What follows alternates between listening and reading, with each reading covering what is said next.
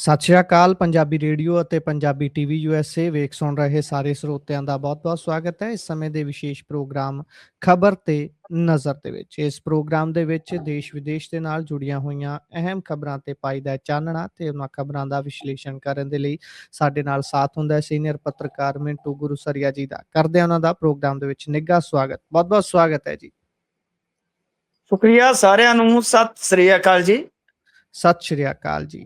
ਅੱਜ ਦੇ ਪ੍ਰੋਗਰਾਮ ਦੇ ਸਪਾਂਸਰਸ ਦਾ ਕਰਦੇ ਚੱਲੀਏ। ਸਭ ਤੋਂ ਪਹਿਲਾਂ ਧੰਨਵਾਦ ਖਾਲਸਾ ਇੰਸ਼ੋਰੈਂਸ ਲੰਬੇ ਸਮੇਂ ਤੋਂ ਇੰਸ਼ੋਰੈਂਸ ਦੇ ਖੇਤਰ ਦੇ ਵਿੱਚ ਸੇਵਾਵਾਂ ਨਿਭਾ ਰਹੇ ਨੇ। ਤੁਸੀਂ ਵੀ ਸੰਪਰਕ ਕਰ ਸਕਦੇ ਹੋ। ਨੰਬਰ ਹੈ 408 272 2500। ਟਿਰਕਿਆਣਾ ਇਮੀਗ੍ਰੇਸ਼ਨ ਲਾ ਫਰਮ। ਜੇ ਟਿਰਕਿਆਣਾ ਹੋਣਾ ਨਾਲ ਤੁਸੀਂ ਸੰਪਰਕ ਕਰ ਸਕਦੇ ਹੋ ਇਮੀਗ੍ਰੇਸ਼ਨ ਬਾਬਤ ਕਿਸੇ ਤਰ੍ਹਾਂ ਦੀ ਸਲਾਹ ਕਰਨ ਦੇ ਲਈ। Krishan Dhanota Yuba City. Baljinder Singh Nijjar Woodland GN lube ਵਾਲੇ ਟਰੱਕ ਵਾਸ਼ ਕਰਦੇ ਨੇ, ਆਇਲ ਚੇਂਜ ਕਰਦੇ ਨੇ, 에ਅਰ ਬ੍ਰੇਕਸ ਦਾ ਕੰਮ ਤਸੱਲੀ ਬਖਸ਼ ਕਰਦੇ ਨੇ। ਤੁਸੀਂ ਇਹਨਾਂ ਦੇ ਕੋਲੋਂ ਨਵੇਂ ਪੁਰਾਣੇ ਟਾਇਰ ਵੀ ਖਰੀਦ ਸਕਦੇ ਹੋ। ਲੋਕੇਸ਼ਨ ਸੈਂਟਾਨੇਲਾ ਦੀ ਹੈ। ਨਿੰਮਾ ਸਹੂਤਾ ਹੋਣਾ ਦਾ ਨੰਬਰ ਹੈ 209 277 0113। Jaswinder Singh Nagra Roseville Avtar Singh Sangha Yuba City. Baldev Singh Kang Yuba City. ਬਹੁਤ ਬਹੁਤ ਧੰਨਵਾਦ ਹੈ ਸਾਰੇ ਸਪਾਂਸਰਸ ਦਾ।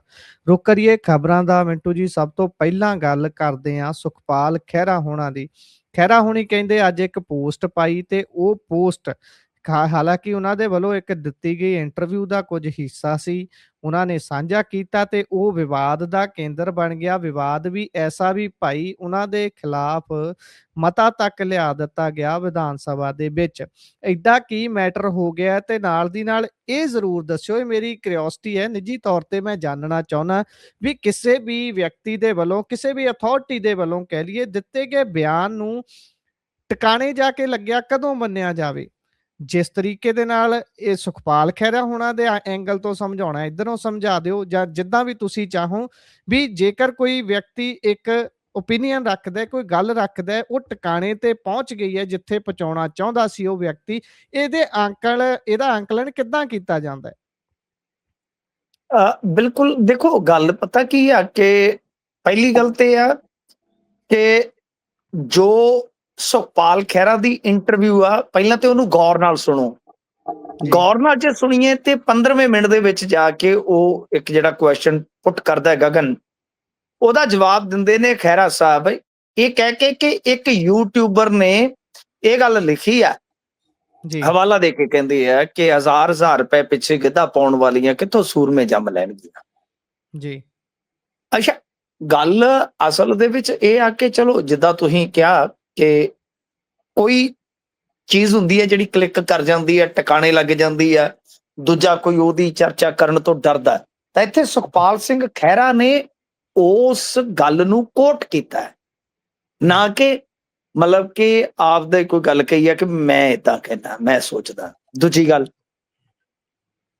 ਹੁਣ ਜਿਹੜੇ ਗੱਲ ਕਹਿਣ ਵਾਲਾ, ਕਿਉਂਕਿ ਸੁਖਪਾਲ ਖਹਿਰਾ ਨੇ ਕਹੀ ਨਹੀਂ, ਪਰ ਜਿਹਦਾ ਇਹ ਥਾਊਟ ਹੈ, ਮੈਂ ਉਸ ਦੇ ਲਿਹਾਜ਼ ਨਾਲ ਜੇ ਪੁੱਛੋ ਤੇ ਮੈਂ ਇਹ ਕਹੂੰਗਾ ਕਿ ਬਈ ਕੱਲਾ ਹਜ਼ਾਰ ਰੁਪਈਆ ਹੀ ਨਹੀਂ ਜੀ, ਮੋਟਰਾਂ ਨੂੰ ਸਬਸਿਡੀ ਤੋਂ ਲੈ ਕੇ 300 ਯੂਨਿਟ ਵਾਲੀਆਂ ਵੀ ਬੀਬੀਆਂ ਹੀ ਨੇ। ਬਹੁਤ ਸਾਰੀਆਂ ਮੀਟਰਾਂ ਦੇ ਕਨੈਕਸ਼ਨ ਬੀਬੀਆਂ ਦੇ ਨਾਮ ਆ। ਮੋਟਰਾਂ ਦੇ ਕਨੈਕਸ਼ਨ ਮੈਂ ਦੁਪਹਿਰੇ ਵੀ ਦੱਸ ਰਿਹਾ ਸੀ ਕਿਤੇ ਕਿ ਮੇਰੀ ਮਾਤਾ ਦੇ ਨਾਂ ਸਾਡਾ ਬੰਬੀ ਦਾ ਕਨੈਕਸ਼ਨ ਆ। ਮੈਂ ਤੇ ਨਹੀਂ ਕਹਿੰਦਾ ਵੀ ਮੈਨੂੰ ਕੋਈ ਤੁਸੀਂ ਬਹੁਤ ਵੱਡਾ ਗਿਣੋ, ਪਰ ਇਹਨਾਂ ਲੋਕਾਂ ਦੇ ਵਿੱਚੋਂ ਹੀ ਜਿਨ੍ਹਾਂ ਨੇ ਵੈਲਫੇਅਰ ਜਾਂ ਇਹਨਾਂ ਚੀਜ਼ਾਂ ਦਾ ਫਾਇਦਾ ਲਿਆ ਹੋਏਗਾ, ਤੇ ਇਹਨਾਂ ਦੇ ਵਿੱਚੋਂ ਹੀ ਉਹ ਬੰਦੇ ਆ ਜਿਨ੍ਹਾਂ ਨੂੰ ਤੁਸੀਂ ਆਪਣੇ ਆਈਡੀਅਲ ਮੰਨਦੇ ਹੋ। ਸੂਰਮਿਆਂ ਦਾ ਜਿੱਥੋਂ ਤੱਕ ਹੈ ਆਪੋ ਆਪਣਾ ਦ੍ਰਿਸ਼ਟੀਕੋਣ ਹੁੰਦਾ ਹੈ।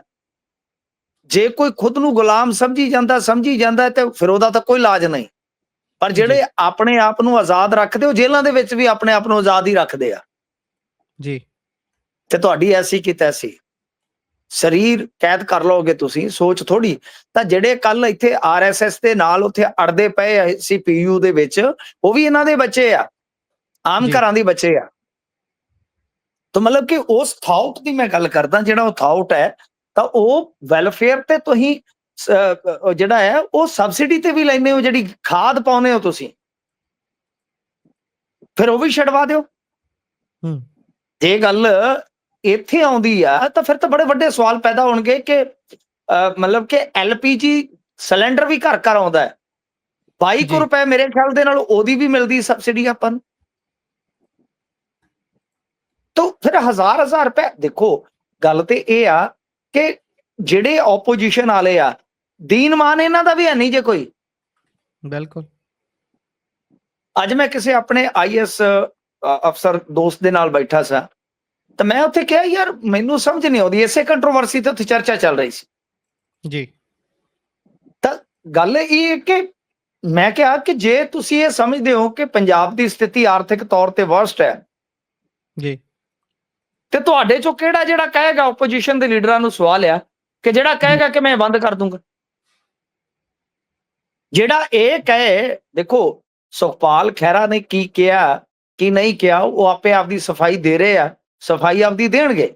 ਜੇ ਮਸਲਾ 1000 ਰੁਪਏ ਦਾ ਹੈ ਜਾਂ ਅਣਖ ਦਾ ਹੈ ਜਾਂ ਗੈਰਤ ਦਾ ਹੈ, ਮੈਂ ਉਸ ਪੁਆਇੰਟ ਆਫ ਵਿਊ ਤੋਂ ਆਪਦਾ ਓਪੀਨੀਅਨ ਦੇ ਰਿਹਾ ਹਾਂ। ਹੋ ਸਕਦਾ ਕੋਈ ਉਹਦੇ ਨਾਲ ਅਸਹਿਮਤ ਵੀ ਹੋਵੇ ਕਿ ਇਹ ਨਹੀਂ ਹੈ ਕਿ ਸਾਡੇ ਇੱਥੇ ਜੰਗਜੂ ਨਹੀਂ ਜੰਮਦੇ, ਸਾਡੇ ਇੱਥੇ ਖਿਡਾਰੀ ਨਹੀਂ ਜੰਮਦੇ, ਸਾਡੇ ਸਾਰੇ ਤਾਂ ਇੱਥੇ ਹੀ। ਮੈਂ ਤਾਂ ਤੁਹਾਨੂੰ ਕੱਲ ਸੱਥ ਦੇ ਹਵਾਲੇ ਨਾਲ ਦੱਸਿਆ ਕਿ ਉੱਥੇ ਕਿਵੇਂ ਉਹਨਾਂ ਨੇ ਝਾਕਾ ਦਿਖਾਇਆ, ਇਹ ਸਾਡੇ ਵਿੱਚੋਂ ਹੀ ਨੇ। ਇਹ ਵਿਆਖਿਆ ਤੈਅ ਕਰਨੀ ਕਿ 1000 ਰੁਪਈਆ ਕਿਸੇ ਨੂੰ ਜੇ ਕੋਈ ਬੈਨੀਫਿਟ ਮਿਲ ਜਾਏਗਾ ਤੇ ਸੂਰਮੇ ਪੈਦਾ ਨਹੀਂ ਹੋਣਗੇ, ਮੈਨੂੰ ਨਹੀਂ ਲੱਗਦਾ ਕਿ ਸੂਰਮਿਆਂ ਦੀ ਵਿਆਖਿਆ ਵੀ ਉਸ ਬੰਦੇ ਨੇ ਕੋਈ ਚੱਜ ਨਾਲ ਤੈਅ ਕੀਤੀ ਹੋਏਗੀ। ਤਾਂ ਗੱਲ ਅਸਲ 'ਚ ਇਹ ਆ ਕਿ ਸਿਆਸੀ ਦੀਨ ਇਮਾਨ ਦਾ ਜਿਹੜਾ ਹੈ ਨਾ, ਉਹ ਜ਼ਿਕਰ ਹੋਣਾ ਜ਼ਰੂਰੀ ਆ ਕਿ ਇੱਕ ਪਾਸੇ ਆਪੋਜੀਸ਼ਨ ਕਹੀ ਜਾਂਦੀ ਆ ਕਿ ਪੰਜਾਬ ਬਰਬਾਦ ਹੋ ਜਾਏਗਾ ਆਰਥਿਕ ਤੌਰ ਤੇ, ਫਿਰ ਤੁਹਾਡੇ 'ਚੋਂ ਕੋਈ ਇਹ ਕਿਉਂ ਨਹੀਂ ਕਹਿ ਰਿਹਾ ਕਿ ਅਸੀਂ ਬੰਦ ਕਰਾਂਗੇ ਆ ਕੇ? ਵੱਡਾ ਸਵਾਲ ਇਹ ਹੋਣਾ ਚਾਹੀਦਾ ਹੈ ਕਿ 1000 ਰੁਪਏ ਔਰਤ ਦਾ, ਜਿੱਥੋਂ ਤੱਕ ਸਨਮਾਨ ਦਾ ਸਵਾਲ ਆ, ਔਰਤ ਸਨਮਾਨ ਦੀ ਹੱਕਦਾਰ ਆ ਹਰ ਵਕਤ, ਹਰ ਵੇਲੇ, ਹਰ ਬੰਦੇ ਦੀ ਨਜ਼ਰ 'ਚ, ਮੇਰਾ ਇਹ ਮੰਨਣਾ। ਪਰ ਜੋ ਚੀਫ ਮਿਨਿਸਟਰ ਨੇ ਬਈ ਉੱਥੇ ਸ਼ਬਦਾਵਲੀ ਵਰਤੀ, ਭਰਿੰਡ,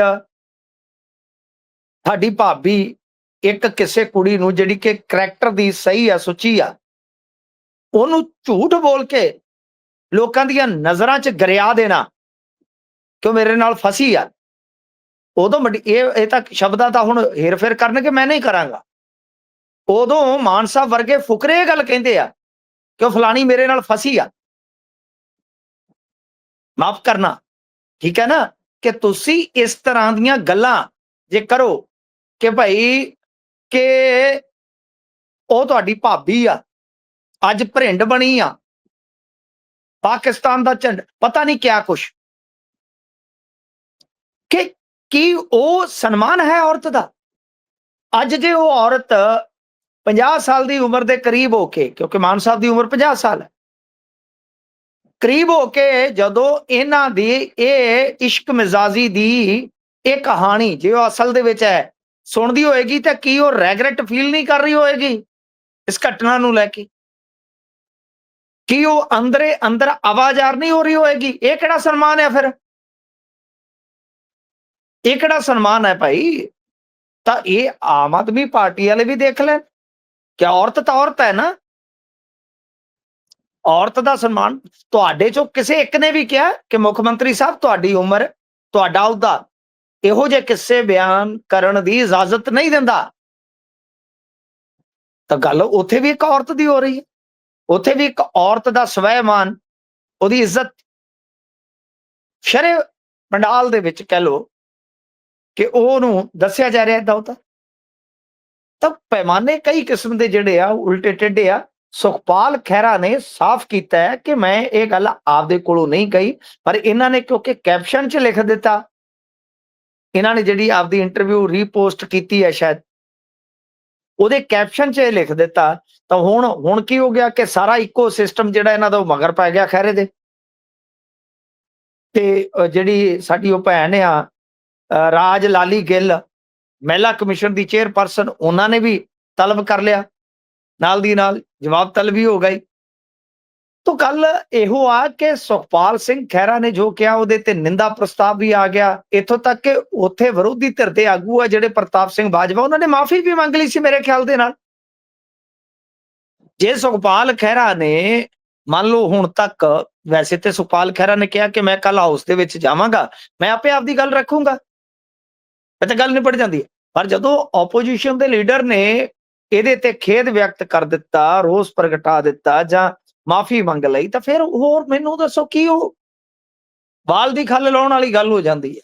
ਪਰ ਜੇ ਗੱਲ ਔਰਤ ਦੇ ਸਨਮਾਨ ਦੀ ਹੈ, ਮੈਂ ਕੋਈ ਉਸ ਸ਼ਬਦਾਵਲੀ ਨੂੰ ਮੈਂ ਤੇ ਕਾਊਂਟਰ ਕੀਤਾ ਜਿੱਦਾਂ ਵੀ ਇਹ ਥਾਊਟ ਹੈ, ਮੈਂ ਤਾਂ ਉਹਨੂੰ ਉਲਟਾ ਸਵਾਲ ਕਰ ਰਿਹਾ ਕਿ ਇਹਦੇ ਵਿੱਚ ਕੱਲੀ 1000 ਰੁਪਏ ਵਾਲੀ ਨਹੀਂ, ਫਿਰ ਤੁਸੀਂ ਸਾਰਿਆਂ ਨੂੰ ਐਡ ਕਰੋ ਔਰ ਉਹਨਾਂ ਦੇ ਵਿੱਚ ਤੁਹਾਡੀਆਂ ਘਰ ਦੀਆਂ ਔਰਤਾਂ ਵੀ ਆਉਣਗੀਆਂ, ਕਿਉਂਕਿ ਇਹ ਵੈਲਫੇਅਰ ਸਟੇਟ ਆ, ਇਹਦੇ ਵਿੱਚ ਕਿਸੇ ਨਾ ਕਿਸੇ ਰੂਪ ਚ ਨਾਗਰਿਕ ਨੂੰ ਵੈਲਫੇਅਰ ਮਿਲਦਾ ਹੈ।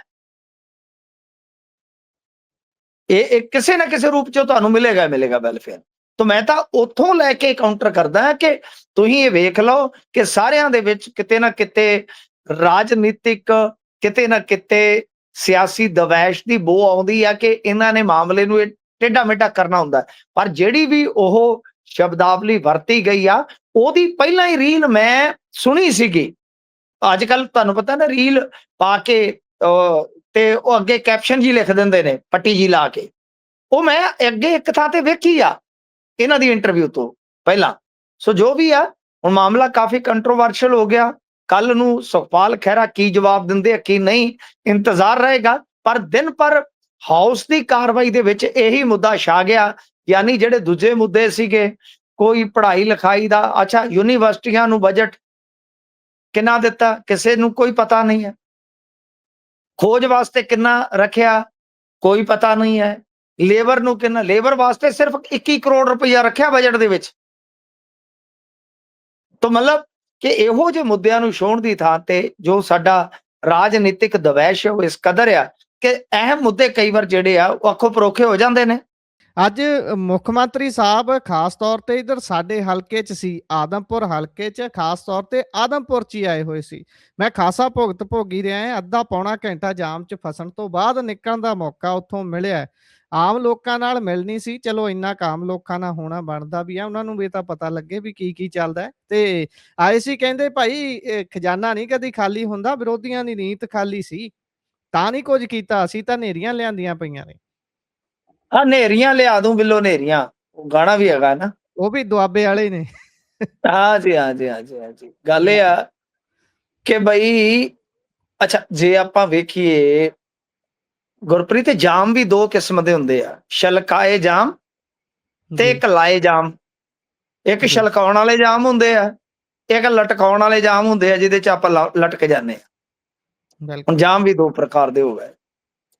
ਅੱਛਾ ਗੱਲ ਇਹ ਆ ਕਿ ਚਲੋ ਇਹ ਦੁਆਬੇ ਦੇ ਵਿੱਚ ਆਏ ਆ, ਦੁਆਬੇ ਦੇ ਵਿੱਚ ਕੀ ਇਹ ਮਤਲਬ ਕਰ ਰਹੇ ਨੇ ਕੀ ਨਹੀਂ ਕਰ ਰਹੇ, ਮੇਰਾ ਉਹ ਵਿਸ਼ਾ ਨਹੀਂ ਹੈ ਇਸ ਵੇਲੇ ਗੱਲ ਕਰਨ ਦਾ। ਉਹ ਠੀਕ ਹੈ ਕਿ ਇਹ ਮੁੱਖ ਮੰਤਰੀ ਦੇ ਤੌਰ ਤੇ ਆ ਰਹੇ ਨੇ, ਉਹਦੇ ਵਿੱਚ ਇਹ ਜਿਹੜੀਆਂ ਗੱਲਾਂ ਕਰ ਰਹੇ ਨੇ, ਠੀਕ ਆ, ਇਹਨਾਂ ਦਾ ਫਰਜ਼ ਵੀ ਆ, ਅਧਿਕਾਰ ਵੀ ਆ, ਇਹ ਗੱਲਾਂ ਕਰ ਸਕਦੇ ਆ ਕਿ ਭਾਈ ਅਸੀਂ ਆਹ ਕੁਛ ਦਿੱਤਾ, ਆਹ ਕੁਛ ਜਿਹੜਾ ਹੈ ਉਹ ਅਸੀਂ ਕਰ ਰਹੇ ਹਾਂ ਵਗੈਰਾ ਵਗੈਰਾ। ਜਿਹੜੀ ਗੱਲ ਇਹ ਖਜ਼ਾਨਾ ਖਾਲੀ ਨਾ ਹੋਣ ਦੀ ਕਰਦੇ ਆ, ਤੁਸੀਂ ਮੇਰੇ ਆਫੀਸ਼ੀਅਲ ਪੇਜ ਤੇ ਚਲੇ ਜਾਓ ਜੀ, ਠੀਕ ਹੈ ਜੀ। ਹੁਣ ਤੋਂ 8 ਘੰਟੇ ਪਹਿਲਾਂ ਮੈਂ ਇੱਕ ਦਸਤਾਵੇਜ਼ ਵਾਇਰਲ ਕੀਤਾ ਸੀਗਾ, ਪੰਜਾਬ ਆਤਮਾ ਸਟਾਫ ਕਹਿ ਲੋ ਐਸੋਸੀਏਸ਼ਨ ਆਸਾ ਜੀ, ਪਾਸਾ ATM, ਠੀਕ ਹੈ ਜੀ। ਉਹਦੇ ਤੇ ਜਾ ਕੇ ਤੁਸੀਂ ਦੇਖ ਲਓ ਕਿ ਉਹਦੇ ਚ ਕੀ ਮੰਗ ਪੱਤਰ ਲਿਖਿਆ ਸੀ। ਸਰ 5 ਮਹੀਨਿਆਂ ਤੋਂ ਉਹਨਾਂ ਨੂੰ ਸੈਲਰੀ ਨਹੀਂ ਮਿਲ ਰਹੀ। ਰਿਕੁਐਸਟ ਪਾਈ ਹੈ ਉਹਨਾਂ ਨੇ। ਹਾਂਜੀ, 5 ਮਹੀਨਿਆਂ ਤੋਂ ਸੈਲਰੀ ਨਹੀਂ ਸੀ ਮਿਲ ਰਹੀ। ਤੁਸੀਂ ਹਿਸਾਬ ਲਾ ਲਓ, ਕਿਸੇ ਨੂੰ ਤੁਹਾਨੂੰ ਮੈਨੂੰ ਜੇ ਮੰਨ ਲਓ ਪੰਜਾਬੀ ਰੇਡੀਓ USA 1 ਮਹੀਨਾ 2 ਮਹੀਨੇ ਤਨਖਾਹ ਨਾ ਦੇਵੇ ਤੇ ਸਾਡੇ ਘਰ ਦਾ ਕੀ ਹਾਲ ਹੋਏਗਾ।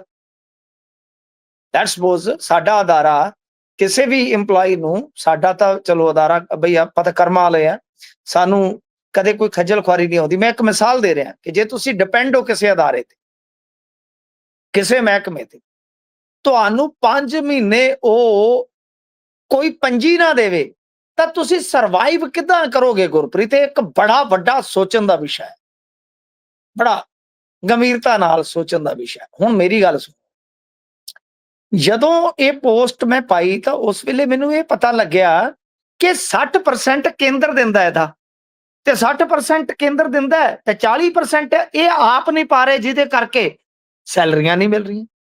ਤੇ ਕਮਾਲ ਵੇਖੋ, ਤੇ ਮੈਂ ਗੱਲ ਪਿਆ ਕਰਦਾ ਸਾਂ ਕਿ ਉਹ ਹਿਸਾਬ ਲਾ ਲਓ ਕਿ ਜਿਹੜੀ ਪੰਜਾਬ ਸਰਕਾਰ ਨੇ 40% ਆਪਦੇ ਕੋਲੋਂ ਪਾਉਣੀ ਸੀ ਉਹ ਹੀ ਨਹੀਂ ਪਾ ਰਹੇ। ਤੇ ਉਹਨਾਂ ਨੇ ਗੇੜੇ ਕੱਢ ਕੱਢ ਕੇ, ਅੱਛਾ ਜਦੋਂ ਅਸੀਂ ਇਹ ਚੀਜ਼ ਪੋਸਟ ਕੀਤੀ ਉਹ ਤੋਂ ਥੋੜੀ ਦੇਰ ਬਾਅਦ ਹੀ ਮੈਨੂੰ ਮੈਸੇਜ ਆ ਗਿਆ ਇਹਨਾਂ ਦਾ ਕਿ ਸਾਡੀ ਸੈਲਰੀ ਆ ਗਈ ਹੈ। ਤੁਸੀਂ ਹਿਸਾਬ ਲਾ ਲਓ ਕਿ ਮਤਲਬ ਕਿ ਖਜ਼ਾਨਾ ਜੇ ਤੁਹਾਡਾ ਭਰਿਆ ਹੈ ਤੇ 5 ਮਹੀਨੇ ਕਿਸੇ ਨੂੰ ਭੁੱਖਾ ਮਾਰਨ ਤੱਕ ਹੀ ਠੇਕਾ ਲਿਆ ਤੁਹਾਂ, ਤੁਹਾਡੀ ਇੰਨੀ ਨਿਰਦਇਤਾ ਹੈ। ਸੋ ਇਸ ਕਰਕੇ ਖਜ਼ਾਨਾ ਤੇ ਜੇ ਭਰਿਆ ਹੈ ਤੇ ਫਿਰ ਤੁਹਾਨੂੰ ਬਈ ਡੀਏ ਦੇਣਾ ਚਾਹੀਦਾ ਮੁਲਾਜ਼ਮਾਂ ਦਾ, ਫਿਰ ਤਾਂ ਜਿਹੜਾ ਉਹਨਾਂ ਦਾ ਡੀਏ ਬਣਦਾ ਹੈ ਉਹਨਾਂ ਨੂੰ ਦੇਣਾ ਚਾਹੀਦਾ। ਤੁਸੀਂ ਕਿਉਂ ਉਹਦੇ ਚ ਕਟੌਤੀ ਕਰੀ ਬੈਠੇ ਹੋ? ਜੀ ਫਿਰ ਤੇ ਬਿਲਕੁਲ। ਤੁਹਾਨੂੰ ਏਰੀਅਰ ਦੇਣਾ ਚਾਹੀਦਾ, ਫਿਰ ਤੇ ਤੁਹਾਨੂੰ ਮੁਰਗੀ ਮਰੀ ਤੱਕ ਦੇ ਪੈਸੇ ਦੇਣੇ ਚਾਹੀਦੇ ਆ। ਸੋ ਇਹ ਇਹਨਾਂ ਦਾ, ਹਾਂਜੀ ਮੈਂ ਕਹਿ ਰਿਹਾ ਸੀਗਾ ਕਿ ਭਾਈ ਜੇ ਤੁਹਾਡੇ ਖਜ਼ਾਨੇ ਇੰਨੇ ਹੀ ਭਰਪੂਰ ਨੇ ਤਾਂ ਤੁਸੀਂ ਜੀ ਮੁਰਗੀ ਮਰੇ ਦਾ ਜਿਹੜਾ ਦੇਣਾ ਸੀਗਾ ਕੰਪਨਸੇਸ਼ਨ ਉਹਦੇ ਤੋਂ ਲੈ ਕੇ ਮੁਲਾਜ਼ਮਾਂ ਦਾ ਡੀਏ ਤੱਕ ਕਿਉਂ ਰੋਕੀ ਬੈਠੇ ਹੋ? ਸੋ ਇਹ ਕਹਿਣ ਬਿਲਕੁਲ। ਦੀਆਂ ਗੱਲਾਂ ਨੇ। ਔਰ ਮਾਨ ਸਾਹਿਬ ਨੂੰ ਇਸ ਗੱਲ ਦਾ ਇਲਮ ਹੈ ਕਿ ਉਹਨਾਂ ਦੀਆਂ ਇਹਨਾਂ ਗੱਲਾਂ ਨੂੰ ਕੁਝ ਲੋਕ ਸੀਰੀਅਸ ਲੈ ਲੈਂਦੇ ਆ, ਕੁਝ ਲੋਕ ਸੀਰੀਅਸ ਲੈ ਲੈਂਦੇ ਆ, ਉਹ ਇਸੇ ਕਰਕੇ ਵਾਰ-ਵਾਰ ਗੱਲਾਂ ਕਰਦੇ ਨੇ। ਬਿਲਕੁਲ ਬਿਲਕੁਲ। ਉਧਰ ਅਕਾਲੀ ਦਲ ਦੇ ਵਿੱਚ ਸ਼ਾਮਲ ਹੋਇਆ ਗੁਸਾਈ ਦਾ ਮੁੰਡਾ। ਮੈਂ ਤੁਹਾਨੂੰ ਕੀ ਕਿਹਾ ਸੀਗਾ ਜੀ, ਮੈਂ ਅੱਜ ਵੀ ਕਹਿਣਾ, ਜਿਹੜੀ ਗੱਲ ਮੈਂ ਕਹਿ ਕੇ ਗਿਆ ਸੀ ਕੁਝ ਦਿਨ ਪਹਿਲਾਂ ਕਿ ਇਹਨਾਂ ਦਾ ਅਲਾਈਅੰਸ ਮੁਸ਼ਕਲ ਹੈ। ਸਤਪਾਲ ਗੁਸਾਈ ਤੁਹਾਨੂੰ ਪਤਾ ਹੀ ਆ, ਬਹੁਤ ਪੁਰਾਣੇ ਲੀਡਰ ਭਾਜਪਾ ਦੇ, ਕਹਿ ਲਓ ਕਿ ਬਹੁਤ ਥੰਮ ਲੀਡਰਾਂ ਚੋਂ ਇੱਕ ਸਨ, ਪੁਰਾਣੇ ਲੀਡਰਾਂ ਚੋਂ। ਇਹ ਉਹ ਲੀਡਰ ਆ ਜਿਨ੍ਹਾਂ ਨੇ ਸਾਰੀ ਜ਼ਿੰਦਗੀ ਇੱਕ ਤਨਜ਼ੀਮ ਲਈ ਜਾਂ ਆਪਾਂ ਦੇਖਦੇ ਇੱਕ ਦਲ ਵਾਸਤੇ ਕੱਢੀ ਹੁੰਦੀ ਹੈ। ਤਾਂ ਬਹਰਹਾਲ ਜੇ ਇਦਾਂ ਦੀ ਦਲ ਬਦਲੀ ਹੋ ਰਹੀ ਹੈ ਕਿ ਅਰਵਿੰਦ ਖੰਨਾ ਲੈ ਆਂਦਾ, ਯਾਦ ਹੈ ਤੁਹਾਨੂੰ ਧੂਰੀ ਵਾਲੇ? ਜੀ ਉਸ ਤੋਂ ਬਾਅਦ ਸਤਪਾਲ ਗੁਸਾਈ ਜੀ ਦੇ ਇਹ ਵਾਰਸ ਲੈ ਆਂਦੇ, ਤਾਂ ਇਹਦਾ ਮਤਲਬ ਕੀ ਹੈ? ਜਿਹੜੀ ਗੱਲ ਮੈਂ ਤੁਹਾਨੂੰ ਕੁਝ ਦਿਨ ਤੋਂ ਕਹਿ ਰਿਹਾ ਕਿ ਇਹਨਾਂ ਦਾ ਗੱਠਜੋੜ ਸ਼ਾਇਦ ਨਹੀਂ ਹੋਏਗਾ, ਇਹਨਾਂ ਦਾ ਗੱਠਜੋੜ ਹੋਣ ਦੀ ਸੰਭਾਵਨਾ ਬੜੀ ਮੱਧਮ ਆ। ਤੇ ਉਹ ਤੋਂ ਸਾਫ਼ ਪਤਾ ਲੱਗਦਾ ਹੈ ਕਿ ਜੇ ਸਤਪਾਲ ਗੁਸਾਈ ਦੇ ਕਿਸੇ ਵੰਸ਼ ਨੂੰ, ਵਾਰਸ ਨੂੰ ਇਹਨਾਂ ਨੇ ਆਪਣੀ ਪਾਰਟੀ ਦੇ ਵਿੱਚ ਸ਼ਾਮਲ ਕੀਤਾ ਆ, ਤੇ ਇਹਦਾ ਮਤਲਬ ਕੀ ਆ? ਇਹ ਪੋਤਾ ਹੈ ਇਹਨਾਂ ਦਾ, ਬੇਟਾ ਨਹੀਂ ਹੈ ਜੀ, ਪੋਤਾ ਹੈ ਸਤਪਾਲ ਗੁਸਾਈ ਦਾ, ਅਮਿਤ ਜੀ ਗੁਸਾਈ। ਤਾਂ ਇਹ ਗੱਲ ਜਿਹੜੀ ਹੈ ਉਹ ਲੁਧਿਆਣੇ ਵਾਲਿਆਂ ਨੂੰ ਪਤਾ ਹੋਏਗੀ ਗੱਲ ਕਿ ਇਹ ਸਤਪਾਲ ਗੁਸਾਈ ਕਿਸੇ ਵੇਲੇ ਬੜਾ ਚਰਚਿਤ ਨਾਮ ਹੁੰਦਾ ਸੀਗਾ। ਤੇ ਇਹਨਾਂ ਨੇ ਜੇ ਅਲਵਿਦਾ ਕਹਿ ਕੇ ਅਕਾਲੀ ਦਲ ਜੁਆਇਨ ਕੀਤਾ ਹੈ ਤਾਂ ਤੁਸੀਂ ਸੋਚੋ ਆਪਣੇ ਆਪ ਦੇ ਵਿੱਚ ਕਿ ਹਲਕਾ ਸੈਂਟਰਲ ਦੇ ਵਿੱਚ ਜਿਸ ਤਰ੍ਹਾਂ ਇਹਨਾਂ ਦੀ ਆਮਦ ਹੋਈ ਆ, ਤਾਂ ਉਹ ਤੋਂ ਅਲਾਇੰਸ ਜਿਹੜੀ ਆਪਾਂ ਗੱਲ ਕਰ ਰਹੇ ਹਾਂ ਕਿ ਉਹਦੀ ਸੰਭਾਵਨਾ ਬੜੀ ਮੱਧਮ ਆ। ਤੇ ਗੱਲ ਪੁਖਤਾ ਹੋ ਜਾਂਦੀ ਹੈ ਕਿ ਅਕਾਲੀ ਦਲ ਇੱਕ ਤੇ ਉਹਨਾਂ ਹਲਕਿਆਂ 'ਚ ਰੈਲੀਆਂ ਕਰ ਰਿਹਾ ਜਿੱਥੇ ਇਹ ਕਮਜ਼ੋਰ ਸਨ, ਤੇ ਦੂਜਾ ਇਹਨਾਂ ਦੇ ਖਾਸ ਚਿਹਰਿਆਂ ਨੂੰ ਉਹ ਘੇਰ ਕੇ ਆਪਣੇ ਵੱਲ ਵੀ ਕਰ ਰਹੇ ਨੇ। ਬਿਲਕੁਲ ਬਿਲਕੁਲ। ਪੂਰੇ ਤਰੀਕੇ ਦੇ ਨਾਲ ਹੁਣ ਹੌਲੀ ਹੌਲੀ ਕਰਕੇ ਮੋਹਰਾਂ ਲੱਗਦੀਆਂ ਜਾ ਰਹੀਆਂ ਨੇ ਵੀ ਭਾਈ ਕੰਮ ਔਖਾ ਹੈ। ਚਲੋ ਖੈਰ ਮੋਗੇ ਆਉਣਾ ਹੈ, ਮੋਗੇ ਉਸ ਦਿਨ ਹੀ ਕਲੀਅਰ ਹੋ ਜਾਣਾ ਹੈ ਵੀ ਭਾਈ ਗੱਡੀ ਕਿੱਧਰ ਨੂੰ ਜਾਣੀ ਹੈ। ਉਹਨਾਂ ਨੇ ਵੀ ਨਾਮ ਆਪਣੀ ਰੈਲੀ ਦਾ ਬਦਲਾਅ ਰੈਲੀ ਰੱਖ ਦਿੱਤਾ ਹੈ, ਇਹ ਵੀ ਦਿਲਚਸਪ ਗੱਲ ਹੈ। ਅੱਗੇ ਵਧੀਏ। ਉਧਰ ਜੱਗੂ ਭਗਵਾਨਪੁਰੀਆ ਕਹਿੰਦੇ ਸਮਾਜ ਸੇਵੀ ਬਣ ਗਿਆ। ਦੇਖੋ ਜੱਗੂ ਭਗਵਾਨਪੁਰੀਏ ਨੇ ਬਈ 101 ਵਿਆਹ ਕੀਤਾ ਅੱਜ ਜੀ ਤੇ ਕਮਾਲ ਦੀ ਗੱਲ ਇਹ ਆ ਕਿ ਸਮਾਨ ਟਰੱਕਾਂ ਦੇ ਟਰੱਕ ਭਰ ਕੇ ਆਏ ਨੇ। ਜਿਸ ਤਰ੍ਹਾਂ ਆਪਾਂ ਦੇਖ ਰਹੇ ਹਾਂ ਵੀਡੀਓ ਕਿ ਜੇ ਸਮਾਨ ਦੀ ਗੱਲ ਕਰੀਏ, ਜਿਸ ਤਰ੍ਹਾਂ ਵਾਸ਼ਿੰਗ ਮਸ਼ੀਨਾਂ ਇਤਿਆਦਿਕ ਸੋਫੇ, ਤਾਂ ਉਹ ਟਰੱਕਾਂ 'ਚ ਹੀ ਆਏ ਹੋਣਗੇ। ਬਿਲਕੁਲ 100 ਕੁੜੀ ਨੂੰ ਮੰਨ ਲਓ ਆਪਾਂ ਸਮਾਨ ਦੇਣਾ ਹੋਵੇ, ਥੋੜਾ ਹੀ ਸਹੀ, ਪਰ ਇੱਥੇ ਤਾਂ ਸਮਾਨ ਵਾਹਵਾ ਨਜ਼ਰ ਆ ਰਿਹਾ। ਔਰ ਇਹ ਪਿਰਤ ਤੁਹਾਨੂੰ ਯਾਦ ਹੋਣਾ ਹੈ ਕਿ ਆਮਲਾ ਸਾਹਿਬ ਨੇ ਭਾਈ ਪਿਛਲੇ ਦਿਨਾਂ ਦੇ ਵਿੱਚ ਇੱਕ ਬਹੁਤ ਵੱਡਾ ਸਮੂਹਿਕ ਵਿਆਹ ਕਾਰਜ ਕੀਤਾ ਸੀਗਾ ਜਿਹੜੇ ਰਮਿੰਦਰ ਆਮਲਾ ਨੇ, ਤਾਂ ਉਹਨਾਂ ਨੇ ਬਹੁਤ ਰੱਜਵਾਂ ਸਮਾਨ ਦਿੱਤਾ ਸੀਗਾ। ਮੇਰਾ ਕੋਈ ਦੋਸਤ ਦੱਸ ਰਿਹਾ ਸੀ, ਕਿਉਂਕਿ ਇਹ ਵੀ ਸਾਡੇ ਨੇਤਾ ਜਿਹੜੇ ਆ ਨਾ ਉਹ ਇਲਾਕੇ ਦੇ ਹੀ ਆ, ਪੋਲੀਟੀਸ਼ੀਅਨ ਹੀ ਆ ਜਿਹੜੇ, ਉਹ ਸਾਡੇ ਇਲਾਕੇ ਤੋਂ ਆ। ਤਾਂ ਉੱਥੇ ਕੋਈ ਦੱਸ ਰਿਹਾ ਸੀ ਮੇਰਾ ਦੋਸਤ ਕਿ ਬਈ ਉਹ ਜਿਹੜਾ ਸਮਾਨ ਦਿੱਤਾ ਸੀ ਆਮਲਾ ਨੇ ਉਹ ਲੱਖਾਂ 'ਚ ਸੀ। ਜੀ 2 ਲੱਖ ਦਾ, 2.5 ਲੱਖ ਦਾ, ਮੈਨੂੰ ਐਗਜ਼ੈਕਟ ਨਹੀਂ ਅੰਦਾਜ਼ਾ, ਪਰ ਦੱਸਦੇ ਆ ਕਿ ਸਮਾਨ ਇੱਕ ਕੁੜੀ ਨੂੰ ਏਦਾਂ ਦਿੱਤਾ ਗਿਆ ਸੀਗਾ। ਹੁਣ ਇਸੇ ਤਰ੍ਹਾਂ ਹੀ ਇਹ ਸ਼ਾਇਦ ਇੱਧਰ ਤੇ ਦੱਸਦੇ ਆ ਕਿ ਪਹਿਲੀ ਪਹਿਲ ਕਦਮੀ ਆ ਕਿ ਇਸ ਇਲਾਕੇ ਦੇ ਵਿੱਚ 101 ਕੁੜੀ ਦਾ ਵਿਆਹ ਕੀਤਾ ਇਹਨਾਂ ਨੇ। ਉਹਦੇ 'ਚ ਕੁਝ ਤੇ ਨਿਕਾਹ ਤੇ ਬਾਕੀ ਤੁਹਾਨੂੰ ਪਤਾ ਜੋ ਸਿੱਖ ਰੀਤੀ ਰਿਵਾਜਾਂ ਦੇ ਮੁਤਾਬਕ ਆਨੰਦ ਕਾਰਜ ਹੁੰਦੇ ਨੇ। ਹੁਣ ਇਹਦੇ 'ਚ ਗੱਲਾਂ 2-3 ਕਿਆਫੇ ਦੇ ਤੌਰ ਤੇ ਲਾਈਆਂ ਜਾ ਰਹੀਆਂ ਨੇ ਕਿ ਕੀ ਜੱਗੂ ਭਗਵਾਨਪੁਰੀਏ ਦਾ ਹਿਰਦੇ ਪਰਿਵਰਤਨ ਹੋ ਗਿਆ, ਜਾਂ ਜੱਗੂ ਭਗਵਾਨਪੁਰੀਆ ਜਿਹੜਾ ਹੈ ਉਹ ਭਾਈ ਸਿਆਸਤ ਦੇ ਵਿੱਚ ਜਗ੍ਹਾ ਬਣਾ ਰਿਹਾ। ਵੈਸੇ ਜੀ ਉਹਨੇ ਤੇ ਸਰਪੰਚ ਚੇਅਰਮੈਨ ਤੱਕ ਆਪ ਬਣਵਾਏ ਹੋਏ ਨੇ, ਤੇ ਤੁਹਾਨੂੰ ਪਤਾ ਰਾਜਨੀਤੀ 'ਚ ਕਿੰਨਾ ਰੌਲਾ ਪੈਂਦਾ ਹੈ। ਜੀ ਤਾਂ ਇਹਦੇ ਲਈ ਕੀ ਹੁੰਦਾ ਕਿ ਅੱਜ ਕੱਲ ਸਮਾਜ ਸੇਵਾ ਵੀ ਇੱਕ ਸਾਧਨ ਆ। ਜੀ ਗੁਰਪ੍ਰੀਤ ਸੇਖੋਂ ਤੋਂ ਲੈ ਕੇ ਲੱਖਾ ਸਿਧਾਣਾ, ਇਹ ਕਈ ਮਿਸਾਲਾਂ ਨੇ ਤੁਹਾਡੇ ਕੋਲ ਕਿ ਜਿਨ੍ਹਾਂ ਨੇ ਆਪਣੇ ਪਿਛੋਕੜ ਨੂੰ ਪਿੱਛੇ ਛੱਡਦਿਆਂ ਸਮਾਜ ਸੇਵਾ ਤੋਂ ਕੰਮ ਆਰੰਭ ਕਰਕੇ ਤੇ ਮੁੜ ਕੇ ਸਿਆਸਤ ਵਿੱਚ ਪੈਰ ਧਰਿਆ। ਇਹ ਤੇ ਹੁਣ ਜੱਗੂ ਭਗਵਾਨਪੁਰੀਆ ਦੱਸ ਸਕਦਾ ਹੈ। ਪਰ ਇਸ ਸਮੂਹਿਕ ਵਿਆਹ ਕਾਰਜ ਦੀ ਕਈ ਥਾਵਾਂ ਤੇ ਸਲੋਤਾ ਵੀ ਮੈਂ ਪੜ੍ਹੀ ਆ ਕਿ ਲੋਕ ਜੀ ਕਹਿ ਵੀ ਰਹੇ ਆ ਕਿ ਯਾਰ ਠੀਕ ਆ, ਬੁਰਾ ਆਦਮੀ ਹੋ ਸਕਦਾ, ਉਹਨੇ ਬੁਰੇ ਕੰਮ ਕੀਤੇ ਹੋਣ, ਪਰ ਇਸ ਤਰ੍ਹਾਂ ਦਾ ਕੰਮ ਬਹੁਤ ਵਧੀਆ ਕੀਤਾ। ਤੇ ਉੱਥੇ ਮੈਨੂੰ ਲੱਗਦਾ ਕਿ ਨੇਤਾ ਵੀ ਆਏ ਹੋਏ ਸਨ ਉੱਥੇ। ਹੁਣ ਮੈਨੂੰ ਇਹ ਤੇ ਨਹੀਂ ਪਤਾ ਕਿਹੜੇ ਕਿਹੜੇ ਆਏ ਸਨ, ਕੁਝ ਪੋਲੀਟੀਸ਼ੀਅਨ ਛੋਟੇ ਮੋਟੇ ਉੱਥੇ ਪਹੁੰਚੇ ਹੋਏ ਸੀਗੇ। ਤਾਂ ਪਰ ਜੀ ਥੋੜਾ ਜਿਹਾ ਸਿਕਿਉਰਿਟੀ ਕੰਸਰਨ ਹੋ ਜਾਂਦਾ ਜਦੋਂ ਕੋਈ ਇਸ ਤਰ੍ਹਾਂ ਕੰਮ ਕਰਦਾ। ਤਾਂ ਕਈ ਵਾਰ ਕੀ ਹੁੰਦਾ ਹੈ ਕਿ ਤੁਹਾਡੀ ਵਿਰੋਧੀ ਗੈਂਗ ਜਿਹੜੀ ਆ ਉਹ ਵੀ ਨਿਸ਼ਾਨੇ ਤੇ ਲੈਣ ਨੂੰ ਅਕਾਲੀ ਹੁੰਦੀ ਆ। ਪਰ ਇੱਥੇ ਕਿਉਂਕਿ ਲੜਕੀਆਂ ਦੇ ਵਿਆਹ ਕਾਰਜ ਦਾ ਮਸਲਾ ਸੀ, ਇੱਥੇ ਇਦਾਂ ਦੀ ਵੀ ਕੋਈ ਸਮੱਸਿਆ ਨਹੀਂ ਆਈ। ਤਾਂ ਬਾਕੀ ਤਾਂ ਹੁਣ ਜੱਗੂ ਭਗਵਾਨਪੁਰੀਆ ਦੱਸੇਗਾ ਬਈ ਆਪ ਕਿ ਗਾਂ ਉਹਨੇ ਕੀ ਰਸਤਾ ਅਖਤਿਆਰ ਕੀਤਾ, ਕਿਵੇਂ ਦੀ ਕੀ ਤਿਆਰੀ ਆ। ਪਰ ਇਹ ਜਿਹੜਾ ਸਮੂਹਿਕ ਵਿਆਹ ਕਾਰਜ ਇਹਨੇ ਆਪਣੇ ਮਾਂ-ਬਾਪ ਨੂੰ ਸਮਰਪਿਤ ਕੀਤਾ ਜੋ ਸੰਸਾਰ ਦੇ ਵਿੱਚ ਹੈ ਨਹੀਂਗੇ। ਤੇ ਤਿਆਰੀਆਂ ਇਹਨਾਂ ਨੇ ਕਾਫੀ ਬੰਦਿਆਂ ਦੀਆਂ ਡਿਊਟੀਆਂ ਲਾ ਕੇ ਕਰਵਾਈਆਂ ਸਨ ਤੇ ਸਫਲਤਾਪੂਰਵਕ ਇੱਕ ਵਾਰੀ ਨੇਪਰੇ ਚਾੜ ਲਿਆ ਜੀ। ਜੀ ਜੀ ਵੈਸੇ ਤਾਂ ਇਹ ਆਪਾਂ ਹਿਰਦੇ ਪਰਿਵਰਤਨ ਉਧਰ ਲਾਰੈਂਸ ਦਾ ਵੀ ਦੇਖਿਆ ਸੀ, ਜਦੋਂ ਇੰਟਰਵਿਊਆਂ ਜਨਤਕ ਹੋਈਆਂ ਸੀ ਉਸ 'ਚ ਕਹਿ ਰਿਹਾ ਸੀ ਵੀ ਜੇਲ੍ਹ ਤੋਂ ਬਾਹਰ ਆਉਣ ਦਾ ਮੌਕਾ ਮਿਲੇ ਤੇ ਭਾਈ ਮੈਂ ਗਊਸ਼ਾਲਾ ਖੋਲਣੀ ਹੈ, ਗਊਆਂ ਦੀ ਸੇਵਾ ਕਰਨੀ ਹੈ। ਬੜੇ ਹੋਰ ਕਾਰਜ ਉਸਨੇ ਵੀ ਦੱਸੇ ਸੀ। ਖੈਰ ਇੱਧਰ ਹੋਏ ਨੇ, ਆਪਾਂ ਜਿਹੜਾ ਕੰਮ ਚੰਗਾ ਹੈ ਉਹਦੀ ਸ਼ਲਾਘਾ ਕਰਦੇ ਹਾਂ। ਹੋਵੇ ਪਰਿਵਰਤਨ, ਹੋਣਾ ਚਾਹੀਦਾ ਹਿਰਦੇ ਨਹੀਂ, ਪਰਿਵਰਤਨ। ਇਹ ਨਾ ਵੈਸੇ ਚਲੋ ਪਤਾ ਨਹੀਂ ਹੁਣ ਇਹਨਾਂ ਦਾ ਤਾਂ ਮੈਨੂੰ ਹਿਸਾਬ ਕਿਤਾਬ। ਇਹ ਮੈਂ ਆਪਦੀ ਜ਼ਿੰਦਗੀ 'ਚ ਬਹੁਤ ਕਹਾਣੀਆਂ ਪੜ੍ਹੀਆਂ ਕਿ ਚੰਬਲ 'ਚ ਰਹਿਣ ਵਾਲੇ ਡਾਕੂ ਵੀ ਕਿਸੇ ਸਮੇਂ ਆ ਕੇ ਆਮ ਬੰਦੇ ਬਣੇ। ਜੀ ਠੀਕ ਹੈ। ਤੇ ਇੱਕ ਮਿਸਾਲ ਛੋਟੀ ਮੋਟੀ ਤੁਸੀਂ ਮੇਰੀ ਵੀ ਲੈ ਲਓ ਭਰਾਵੋ, ਇਹ ਵੀ ਕਬੂਲ ਕਰਿਓ ਕਿ ਮੈਂ ਵੀ ਪਿਛੋਕੜ ਮੇਰਾ ਵੀ ਇਸ ਤਰ੍ਹਾਂ ਦਾ ਹੀ ਸੀ। ਫਿਰ ਜੇ ਤੁਸੀਂ ਵੇਖੋਗੇ ਤੇ ਇੱਕ ਨਾ ਮਨੁੱਖੀ ਸੁਭਾਅ ਆ ਜੀ ਕਿ ਤੁਸੀਂ ਜਿੰਨਾ ਮਰਜ਼ੀ ਭੱਜ ਲਓ, ਜ਼ਿੰਦਗੀ ਇੱਕ ਦਿਨ ਥੱਕ ਜਾਂਦੀ। ਬਿਲਕੁਲ ਕੋਈ ਵੀ ਕੰਮ ਕਰ ਲਓ। ਤਾਂ ਕ੍ਰਾਈਮ ਦੇ ਵਿੱਚ ਵੀ ਇੱਕ ਅੰਨੀ ਦੌੜ ਆ ਗੁਰਪ੍ਰੀਤ। ਕਿਤੇ ਨਾ ਕਿਤੇ ਬੰਦਾ ਅੱਕਦਾ ਥੱਕਦਾ ਜ਼ਰੂਰ ਹੈ। ਠੀਕ ਹੈ, ਉਹਨੂੰ ਪੈਸਾ ਬਣਦਾ ਹੋਵੇ, ਕੁਝ ਜੋ ਮਰਜ਼ੀ। ਤਾਂ ਇੱਕ ਮੌਕੇ ਤੇ ਮਤਲਬ ਕਿ ਇਹ ਹੁਣ ਮੈਨੂੰ ਨਹੀਂ ਪਤਾ ਸੱਚਮੁੱਚ ਕੋਈ ਪਰਿਵਰਤਨ ਆ ਰਿਹਾ ਹੈ, ਕੋਈ ਕੀ ਕਰ ਰਿਹਾ ਮੈਨੂੰ ਨਹੀਂ ਪਤਾ। ਪਰ ਇਹ ਗੱਲਾਂ ਮੈਂ ਆਪਣੀ ਜ਼ਿੰਦਗੀ 'ਚ ਪ੍ਰੈਕਟੀਕਲੀ ਬਹੁਤ ਥਾਵਾਂ ਤੇ ਦੇਖੀ ਆ। ਇਹ ਜਾਂ ਕਹਿ ਲਓ ਗੱਲਾਂ ਦੇਖੀਆਂ ਨੇ ਮੈਂ ਕਿ ਏਦਾਂ ਹਿਰਦੇ ਪਰਿਵਰਤਨ ਹੁੰਦੇ ਆ। ਹੁਣ ਇੱਥੇ ਹੈ ਕਿ ਨਹੀਂ ਮੈਨੂੰ ਨਹੀਂ ਪਤਾ, ਪਰ ਬਹੁਤ ਥਾਵਾਂ ਤੇ ਚੀਜ਼ਾਂ ਜਿਹੜੀਆਂ ਉਹ ਇੱਕ ਨਾ ਇੱਕ ਦਿਨ ਬਦਲ ਜਾਂਦੀਆਂ। ਉਹ ਹੁੰਦਾ ਮਨ ਦਾ ਕਹਿ ਲਓ ਖੇਡ ਹੀ ਆ ਸਾਰਾ।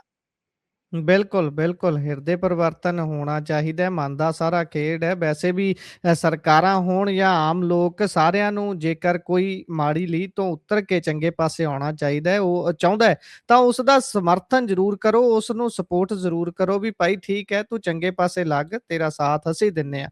ਅੱਗੇ ਵਧੀਏ ਤਾਂ ਉਧਰ ਲੁਧਿਆਣੇ ਦੇ ਪਟੀਸ਼ਨ ਕਰਤਾ ਨੂੰ ਸੁਪਰੀਮ ਕੋਰਟ ਤੋਂ ਫਟਕਾਰ ਲੱਗੀ ਹੈ ਜੀ।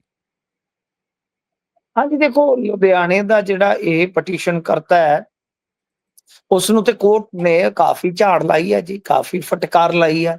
ਤੇ ਵੈਸੇ ਜੀ ਕਦੇ ਕਦੇ ਤੁਹਾਨੂੰ ਪਤਾ ਹੀ ਆ ਇਹ ਇਦਾਂ ਦੀਆਂ ਪਟੀਸ਼ਨਾਂ ਜਿਹੜੀਆਂ ਨੇ ਉਹ ਕਾਫੀ ਜ਼ਿਆਦਾ ਮਹਿੰਗੀਆਂ ਪੈ ਜਾਂਦੀਆਂ। ਪਟੀਸ਼ਨ ਕਰਤਾਵਾਂ ਨੂੰ ਕਈ ਵਾਰ ਜੁਰਮਾਨਾ ਹੋ ਜਾਂਦਾ। ਪਰ ਇਸ ਮਾਮਲੇ ਦੇ ਵਿੱਚ ਸੀਜੀਆਈ ਨੇ ਇਹ ਕਿਹਾ ਕਿ ਜਾਓ ਲੁਧਿਆਣੇ 2-3 ਹੋਰ ਸਵੈਟਰ ਵੇਚੋ ਤੇ ਪਟੀਸ਼ਨ ਲਿਖਣ ਵਾਲੇ ਨੁਕਸਾਨ ਕਰ ਦੇਣਗੇ।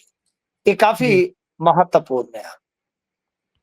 ਅੱਛਾ, ਜਿਹੜੀ ਪਟੀਸ਼ਨ ਸੀ ਜਦੋਂ ਮਤਲਬ ਕਿ ਪੜ੍ਹੀ ਚੀਫ ਜਸਟਿਸ ਆਫ ਇੰਡੀਆ ਨੇ ਤਾਂ ਤੁਰੰਤ ਕੁਆਲੀਫਿਕੇਸ਼ਨ ਪੁੱਛ ਲਈ ਕਿ ਕਿਹਨੇ ਲਿਖੀ ਹੈ, ਜਿਸ ਤੇ ਉਹਨਾਂ ਨੇ ਕਿਹਾ ਕਿ ਉਹ 12ਵੀਂ ਪਾਸ ਹੈ ਤੇ ਹੌਜਰੀ ਦਾ ਕਾਰੋਬਾਰ ਕਰਦਾ ਹੈ। ਇਸ ਤੇ ਚੀਫ ਜਸਟਿਸ ਆਫ ਇੰਡੀਆ ਨੇ ਉਹਨਾਂ ਦਾ ਇਨਕਮ ਟੈਕਸ ਰਿਟਰਨ ਜਿਹੜਾ ਸੀ ਉਹ ਪੁੱਛਿਆ ਤਾਂ ਉਹਨਾਂ ਨੇ ਦੱਸਿਆ ਕਿ ਪਿਛਲੇ ਸਾਲ ਉਹਨਾਂ ਨੇ ਲਗਭਗ 5.25 ਲੱਖ ਰੁਪਏ ਟੈਕਸ ਭਰਿਆ ਸੀਗਾ। ਪਟੀਸ਼ਨ ਕਰਤਾ ਨੇ ਜਦੋਂ ਕਿਹਾ ਕਿ ਉਹਨਾਂ ਪਹਿਲਾਂ ਵੀ ਕਿਤੇ ਹਾਈ ਕੋਰਟ ਦੇ ਵਿੱਚ ਕੋਈ ਪਟੀਸ਼ਨ ਦਾਇਰ ਨਹੀਂ ਕੀਤੀ ਤੇ ਇਹ ਸਿੱਧਾ ਹੀ ਮਤਲਬ ਕਿ ਸੁਪਰੀਮ ਕੋਰਟ 'ਚ ਉਹਨਾਂ ਦਾ ਪਹੁੰਚਣ ਦਾ ਪਹਿਲਾ ਮਾਮਲਾ ਹੈ, ਜਿਸ ਤੇ ਸੀਜੀਆਈ ਨੇ ਕਿਹਾ ਕਿ ਬੜਾ ਬਹਾਦਰੀ ਦਾ ਕੰਮ ਕੀਤਾ ਹੈ। ਸਿੱਧਾ ਲੁਧਿਆਣੇ ਤੋਂ ਚੱਲ ਕੇ ਆ ਗਏ ਜੇ।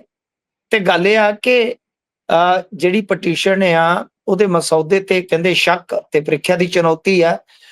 ਉਹ ਕਹਿੰਦੇ ਕਿ ਮੈਂ ਤੁਹਾਡਾ ਐਗਜ਼ਾਮ ਕਰਵਾਉਂਗਾ। ਸੀਜੀਆਈ ਜੀ ਸਾਹਿਬ ਕਹਿੰਦੇ ਆ ਜੀ ਅਗਰ ਤੁਸੀਂ 30% ਵੀ ਪੁਆਇੰਟ ਲੈ ਗਏ ਤੇ ਮੈਂ ਮੰਨ ਲੂੰਗਾ ਕਿ ਪਟੀਸ਼ਨ ਤੁਸੀਂ ਬਣਾਈ ਹੈ। ਚੀਫ ਜਸਟਿਸ ਆਫ ਇੰਡੀਆ ਨੇ ਪੁੱਛਿਆ ਕਿ ਇਮਾਨਦਾਰੀ ਨਾਲ ਦੱਸੋ ਕਿਸਨੇ ਤਿਆਰ ਕੀਤੀ ਹੈ, ਜੀ ਤੇ ਨਹੀਂ ਤਾਂ ਆਈਟੀਆਰ ਦਾ ਜਿਹੜਾ ਸਾਰਾ ਤੁਹਾਡਾ ਬਿਊਰਾ ਨਾਲ ਜੋੜਾਂਗੇ। ਜੀ ਤੇ ਜਿਹੜਾ ਪਟੀਸ਼ਨ ਕਰਤਾ ਸੀ ਉਹ ਆਪਦੇ ਸਟੈਂਡ ਤੇ ਅੜਿਆ ਰਿਹਾ ਕਿ ਸਰ ਮੇਰਾ ਤੁਸੀਂ ਫੋਨ ਚੈੱਕ ਕਰ ਸਕਦੇ ਹੋ, ਮੈਂ ਇਸ ਤਰ੍ਹਾਂ ਕੁਝ ਨਹੀਂ ਕੀਤਾ। ਤੇ ਗੱਲ ਇਹ ਆ ਕਿ ਪਟੀਸ਼ਨ ਕਰਤਾ ਨੇ ਦੱਸਿਆ ਕਿ ਸ਼ੁਰੂ ਦੇ ਵਿੱਚ ਉਹਨਾਂ ਨੇ ਸਤੰਬਰ 'ਚ ਮਿਸਟਰ ਦਾਸ ਨਾਮ ਦੇ ਇੱਕ ਟਾਈਪਿਸਟ ਤੋਂ ਮਸੌਦਾ ਜ਼ਰੂਰ ਤਿਆਰ ਕਰਵਾਇਆ ਸੀ। ਤੇ ਜੀ ਜਦ ਕੋਰਟ ਨੇ ਪੰਜਾਬ ਵਿਜੀਲੈਂਸ ਬਿਊਰੋ ਨੂੰ ਜਾਂਚ ਕਰਾਉਣ ਦੀ ਚੇਤਾਵਨੀ ਦਿੱਤੀ ਤਾਂ ਪਟੀਸ਼ਨ ਕਰਤਾ ਨੇ ਜਵਾਬ ਦਿੱਤਾ ਕਿ ਉਹਨਾਂ ਨੂੰ ਕਿਸੇ ਵਕੀਲ ਤੋਂ ਸਲਾਹ ਲੈਣ ਦੀ ਜ਼ਹਿਮਤ ਜਿਹੜੀ ਉਹਨਾਂ ਨਹੀਂ ਚੁੱਕੀ, ਤੇ ਉਹਨਾਂ ਕਿਹਾ ਕਿ ਮੈਨੂੰ ਕਿਸੇ ਵੀ ਵਕੀਲ ਤੇ ਭਰੋਸਾ ਨਹੀਂ, ਹਾਲਾਂਕਿ ਮੇਰੇ ਕੁਝ ਅੱਛੇ ਦੋਸਤ ਵਕੀਲ ਆ। ਤਾਂ ਇਧਰ ਫਿਰ ਤੁਹਾਨੂੰ ਪਤਾ ਹੀ ਹੈ ਕਿ ਕੰਮ ਜਿਹੜਾ ਗਰਮ ਹੋ ਗਿਆ। ਸੀਜੀਆਈ ਕਾਫੀ ਕਹ ਲੋ ਕਿ ਗਰਮ ਹੋ ਗਿਆ ਤੇ ਉਹਨਾਂ ਨੇ ਇਹ ਕਿਹਾ ਕਿ ਭਾਈ ਤੁਸੀਂ ਜਾਓ, ਜਾ ਕੇ 2-4 ਸਵੈਟਰ ਵੇਚੋ, ਜਿਨ੍ਹਾਂ ਲੋਕਾਂ ਨੂੰ ਇਹ ਕੰਮ ਕਰਨਾ ਚਾਹੀਦਾ ਹੈ ਉਹਨਾਂ ਤੇ ਹੀ ਮਤਲਬ ਕਿ ਕੰਮ ਹੋਣਾ ਚਾਹੀਦਾ, ਤੇ ਤੁਸੀਂ ਕਿਤੇ ਇਹ ਨਾ ਹੋਏ ਕਿ ਜਿਹਦੇ ਤੋਂ ਪਟੀਸ਼ਨ ਬਣਵਾਈ ਉਹਨੂੰ ਜੁਰਮਾਨਾ ਲੱਗ ਜਾਵੇ। ਤਾਂ ਗੱਲ ਇਹ ਆ ਕਿ ਮੇਰੇ ਖਿਆਲ ਦੇ ਨਾਲ ਪਟੀਸ਼ਨ ਕਰਤਾ ਜਿਹੜੇ ਵੀ ਆ ਉਹਨਾਂ ਨੂੰ ਆਪਦੀ ਤਿਆਰੀ ਨਾਲ ਜਾਣਾ ਚਾਹੀਦਾ, ਐਕਸਪਰਟ ਦੀ ਰਾਏ ਲੈਣੀ ਚਾਹੀਦੀ ਹੈ। ਤੇ ਦੂਜੀ ਗੱਲ ਇਹ ਆ ਕਿ ਕੋਰਟ ਨੂੰ ਵੀ ਮੇਰੇ ਖਿਆਲ ਦੇ ਨਾਲ ਇਹੋ ਜਿਹੀਆਂ ਸਖਤ ਟਿੱਪਣੀਆਂ ਤੋਂ ਥੋੜਾ ਜਿਹਾ ਕਿਤੇ ਨਾ ਕਿਤੇ, ਦੇਖੋ ਆਪਾਂ ਸੁਪਰੀਮ ਕੋਰਟ ਦਾ ਕੋਈ ਇਹ ਤੇ ਹੈ ਨਹੀਂ ਕਿ ਪਾਰਟ ਆ, ਪਰ ਮੈਨੂੰ ਲੱਗਦਾ ਹੈ ਕਿ ਜਿਸ ਤਰ੍ਹਾਂ ਬਹੁਤ ਸਖਤ ਸ਼ਬਦ ਪ੍ਰਯੋਗ ਕੀਤੇ ਗਏ ਨੇ ਉਹ ਥੋੜੇ ਜਿਹੇ ਨਰਮ ਹੋਣ ਤਾਂ ਠੀਕ ਹੈ। ਕੋਰਟ ਨੇ ਆਪਦੇ ਹਿਸਾਬ ਨਾਲ ਚੱਲਣਾ ਤਾਂ ਬਿਹਤਰ ਹੋਵੇ। ਤਾਂ ਇੱਥੇ ਤਾਂ ਕਾਫੀ ਮਜ਼ਮਤ ਕਰ ਦਿੱਤੀ ਗਈ ਹੈ ਪਟੀਸ਼ਨ ਕਰਤਾ ਦੀ। ਜੀ ਲੋੜੋਂ ਵੱਧ ਹੋ ਗਈ ਹੈ। ਚਲੋ ਖੈਰ, ਪੰਜਾਬ ਦੇ ਵਿੱਚ ਵਿਆਹ ਸ਼ਾਦੀਆਂ ਦੇ ਉੱਤੇ ਸੰਕਟ ਹੈ ਜੀ ਕਹਿੰਦੇ। ਹਾਂਜੀ ਦੇਖੋ, ਗੈਸ ਦੀ ਕਿੱਲਤ ਹੋ ਗਈ ਆ ਗੁਰਪ੍ਰੀਤ ਜੀ। ਦੱਸਦੇ ਆ ਕਿ ਸ਼ਾਦੀਆਂ ਜਿਹੜੀਆਂ ਨੇ ਉਹ ਕਾਫੀ ਆ ਆਉਣ ਵਾਲੇ ਦਿਨਾਂ ਦੇ ਵਿੱਚ। ਤੁਹਾਨੂੰ ਪਤਾ ਨਾ ਸ਼ਾਦੀਆਂ ਦਾ ਸੀਜ਼ਨ ਜਿਹੜਾ ਆਪਣੇ ਹੁਣ ਇੱਥੇ ਖਤਮ ਹੋਣ ਵਾਲਾ ਹੈ ਜੀ ਤੇ ਦੱਸਦੇ ਆ ਕਿ 10,000 ਵਿਆਹ ਹਾਲੇ ਬਕਾਇਆ ਨੇ ਪੰਜਾਬ ਦੇ ਵਿੱਚ। ਸਾਇਆ ਐਤਕੀ ਵੀ ਤਗੜਾ ਸੀਗਾ ਨਾ, ਤੁਹਾਨੂੰ ਯਾਦ ਹੋਣਾ। ਤਾਂ ਜੀ ਹੁਣ ਗੈਸ ਦੀ ਜਿਸ ਤਰ੍ਹਾਂ ਦੀ ਕਿੱਲਤ ਹੈ ਭਾਈ, ਉਹਦੇ ਮੱਦੇ ਨਜ਼ਰ ਤੇ ਆਪਾਂ ਵੇਖ ਹੀ ਰਹੇ ਹਾਂ ਕਿ ਕੀ ਹਾਲ ਹੋਣ ਡਿਆ ਕਈ ਸ਼ਹਿਰਾਂ ਦੇ ਵਿੱਚ ਇਸ ਵੇਲੇ। ਹੋਟਲ ਵਗੈਰਾ ਜਿਹੜੇ ਆ, ਇਧਰ ਪਾਕਿਸਤਾਨ ਦਾ ਵੀ ਹਾਲ ਹੈ ਇਹੋ ਹੀ ਆ ਨਾ। ਜੀ ਹੁਣ ਇੱਥੇ ਐਲਪੀਜੀ ਕਮਰਸ਼ੀਅਲ ਸਿਲੰਡਰਾਂ ਦੀ ਜਿਹੜੀ ਸਪਲਾਈ ਆ ਉਹ ਠੱਪ ਹੋ ਗਈ ਆ। ਤਾਂ ਅਜਿਹੇ ਦੇ ਵਿੱਚ ਕਿਉਂਕਿ ਆਪਾਂ ਵੇਖਦੇ ਆ ਸਿਲੰਡਰ ਵਗੈਰਾ ਦੀ ਸ਼ਾਦੀਆਂ 'ਚ ਬਹੁਤ ਖਪਤ ਹੁੰਦੀ ਆ, ਤਾਂ ਹੁਣ ਜਿਹੜੀ 10,000 ਸ਼ਾਦੀਆਂ ਦੀ ਆਉਣ ਵਾਲੇ ਦਿਨਾਂ ਦੇ ਵਿੱਚ ਡੇਟ ਫਿਕਸ ਆ, ਉਹਨਾਂ ਨੂੰ ਤੇ ਧਈਆ ਚੜਿਆ, ਉਹਨਾਂ ਤੇ ਬੁਖਾਰ ਚੜਿਆ ਕਿ ਕਿੱਧਰ ਨੂੰ ਜਾਵਾਂਗੇ। ਪਰ ਜੰਗ ਆ ਕਿ ਰੁਕਣ ਦਾ ਨਾਂ ਨਹੀਂ ਲੈ ਰਿਹਾ। ਅਮਰੀਕਾ ਬੋਲਿਆ ਕਿ ਉਹਨੇ ਕਿਹਾ ਇਰਾਨ ਤੇ ਸਭ ਤੋਂ ਵੱਡਾ ਹਮਲਾ ਕਰਾਂਗੇ। ਇਰਾਨੀਆਂ ਨੇ ਕਿਹਾ ਕਿ ਟਰੰਪ ਦੀ ਧਮਕੀ ਤੋਂ ਨਹੀਂ ਡਰਦੇ, ਮਾਰਨ ਦੇ ਚੱਕਰ 'ਚ ਵੇਖਿਓ ਕਿਤੇ ਰਗੜੇ ਨਾ ਜਾਏ। ਤਾਂ ਉਧਰ ਤੇ ਲਲਕਾਰੇ ਵੱਜ ਰਹੇ ਨੇ ਗੁਰਪ੍ਰੀਤ। ਜੰਗ ਰੁਕਣ ਦਾ ਤੇ ਹਾਲੇ ਤੱਕ ਕੋਈ ਨਾਮੋ ਨਿਸ਼ਾਨ ਹੀ ਨਹੀਂ ਹੈਗਾ ਨਾ। ਜੇ ਜੰਗ ਦੀ ਆਪਾਂ ਲਾਈਵ ਅਪਡੇਟ ਦੇਖੀਏ ਤਾਂ ਕਿਤੇ ਵੀ ਦੂਰ ਦੂਰ ਤੱਕ, ਹਾਲਾਂਕਿ ਡੋਨਲਡ ਟਰੰਪ ਦੇ ਬਿਆਨ ਤੋਂ ਬਾਅਦ ਜਿਹੜਾ ਆਇਆ ਸੀਗਾ ਕਿ ਜੰਗ ਰੁਕ ਸਕਦੀ ਆ, ਉਹ ਥੋੜਾ ਬਹੁਤਾ ਬਾਜ਼ਾਰ ਸੰਭਲਿਆ, ਥੋੜਾ ਬਹੁਤਾ ਕੱਚੇ ਤੇਲ ਦਾ ਰੇਟ ਸੰਭਲਿਆ। ਪਰ ਹਾਲੇ ਵੀ ਜੇ ਤੁਸੀਂ ਵੇਖੋਗੇ, ਮੈਂ ਹੁਣੇ ਥੋੜੀ ਦੇਰ ਪਹਿਲਾਂ ਟੈਲੀਵਿਜ਼ਨ ਅੱਗੋਂ ਉੱਠ ਕੇ ਆਇਆ, ਘਰ ਦੇ ਖਬਰਾਂ ਸੁਣਦੇ ਪਏ ਸਨ, ਤਾਂ ਕੋਈ ਉੱਥੇ ਕਮਰਸ਼ੀਅਲ ਜਿਹੜਾ ਕੰਪਲੈਕਸ ਹੈ ਆਬੂ ਧਾਬੀ ਦੇ ਵਿੱਚ, ਉੱਥੇ ਡਰੋਨ ਹਮਲਾ ਹੋ ਗਿਆ ਸੀ। ਉਹ ਪੱਟੀ ਚੱਲ ਰਹੀ ਸੀ। ਮਤਲਬ ਕਿ ਜੰਗ ਖਤਮ ਹੋਣ ਦੇ ਅਸਾਰ ਨਹੀਂ, ਪਰ ਭਾਰਤ ਦੇ ਵਿੱਚ ਤੇ ਪੰਜਾਬ ਦੇ ਵਿੱਚ ਸੰਕਟ ਜਿਹੜਾ ਹੈ ਉਹ ਹੁਣ ਗਹਿਰਾਉਣਾ ਸ਼ੁਰੂ ਹੋ ਜਾਏਗਾ। ਤੇ ਆਉਣ ਵਾਲੇ ਕੁਝ ਦਿਨ ਜੇ ਜੰਗ ਹੋਰ ਚੱਲ ਗਿਆ, ਤੁਸੀਂ ਦੇਖਿਓ ਕਿ ਘੜੀਸ ਵੱਲ ਕਿੱਦਾਂ ਨਿਕਲਦੇ ਆ।